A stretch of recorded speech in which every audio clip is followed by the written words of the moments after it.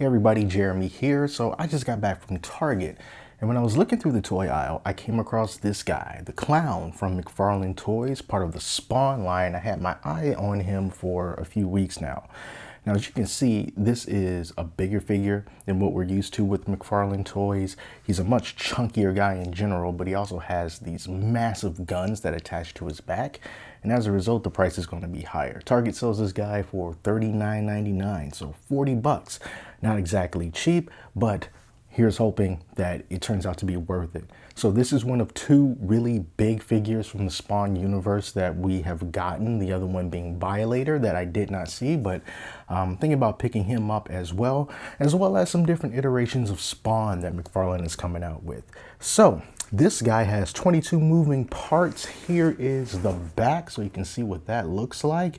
And only thing left to do now is to open him up, and hopefully it'll be an awesome figure for us. So let's do that now.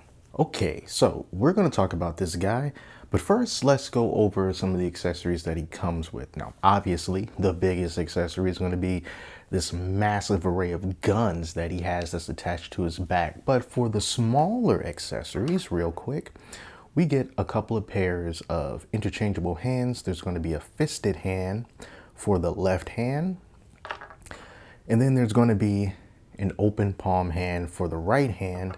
And then we also get a couple of weapons. We got here a straight razor, and then we have a knife. All right, so those are the smaller traditional accessories that we get with the clown. And of course, oh, the base that comes with all these McFarlane Toys figures. Now, I'm not going to be moving him around much when he's like this with these guns, because these guns are very heavy and it makes him unstable. At least my figure is unstable. Now, it's different quality control. Your experience might be different from mine, but I find that I have to get him in a very specific position in order to keep him from falling forward. Because these guns, first of all, look at them. They're really cool looking. There's a lot of dry brushing on these guns. So we get black, we get some silver. It looks like they've been worn. He has a little remote control that you can put in his right hand.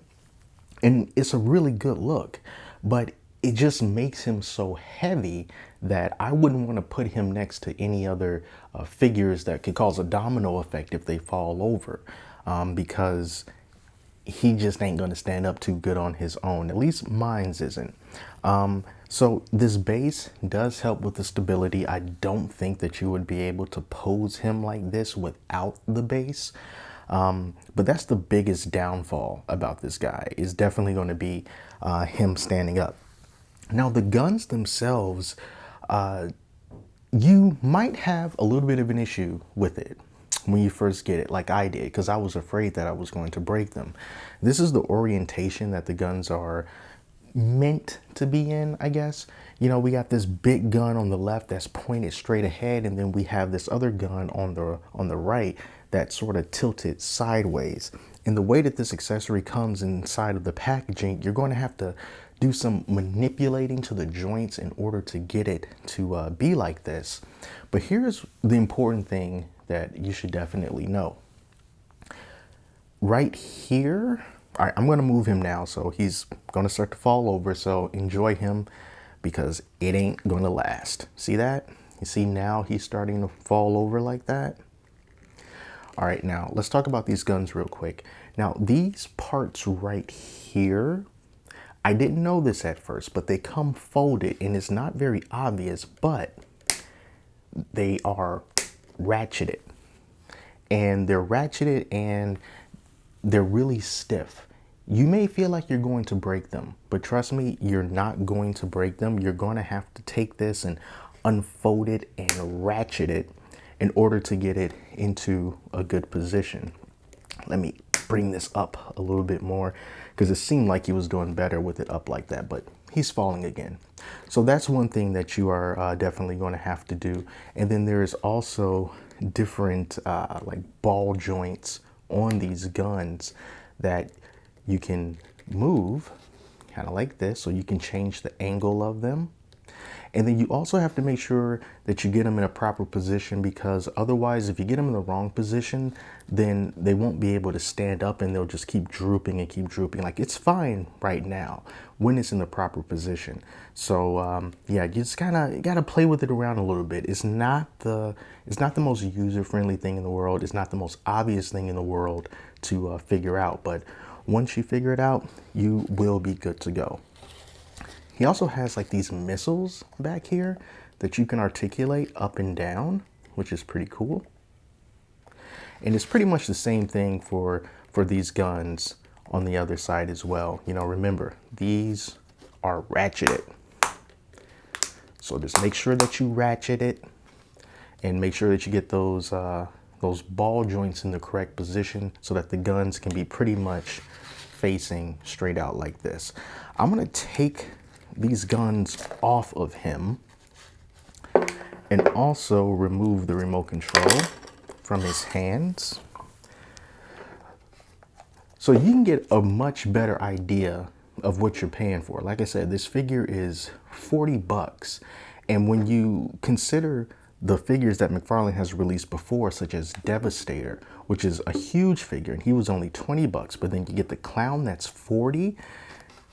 You get these little accessories, which is like, okay, fine, but I feel like one of the big things that you're paying for is going to be this huge gun array.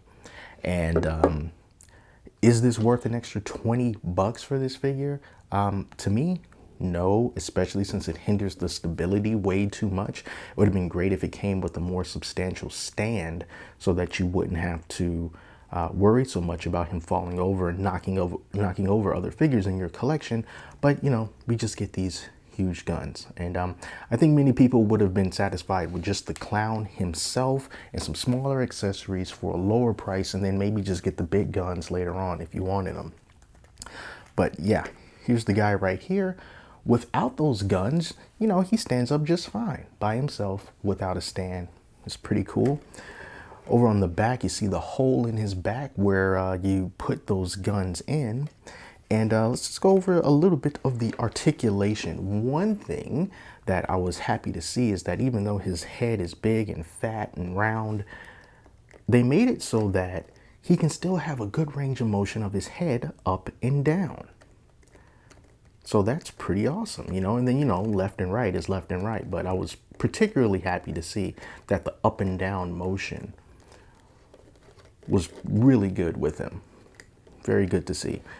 For these arms here, oh, well, his hand flew off, but it's easily enough. You can put them back on anyway. Up and down with the arms, you know, we just get this, we get the single jointed elbow. You know, he's short, he's stubby, so it's not going to be a whole lot going on here.